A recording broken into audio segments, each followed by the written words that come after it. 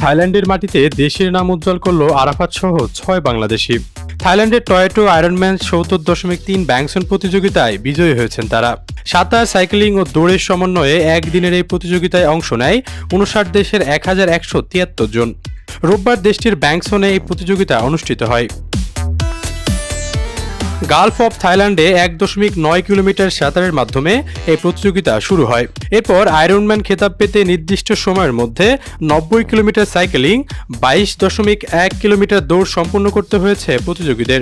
এদের মধ্যে বিজয়ী হয়েছেন ৬ বাংলাদেশি। আয়রনম্যানের ওয়েবসাইটে আনুষ্ঠানিকভাবে বাংলাদেশের ৬ তরুণ মোহাম্মদ শামসুজ্জামান আরাফাত, আরিফুর রহমান, মাহিম আহমেদ খান, সামিউল ইসলাম, শাহ আলম সিদ্দিকী ও রাজেশ চাকমার নাম প্রকাশ করা হয়েছে।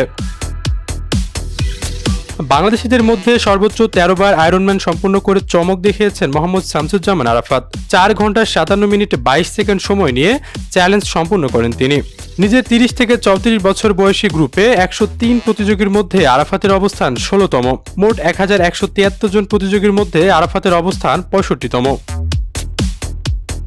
পেশাগত জীবনে মোহাম্মদ আরাফাত বাংলাদেশ ব্যাংকের উপপরিচালক। এর আগেও বিভিন্ন ইভেন্টে অংশ নিয়ে বিদেশের মাটিতে দেশের নাম উজ্জ্বল করেছেন তিনি। আশরাফুল ইসলাম, প্রবাস খবর।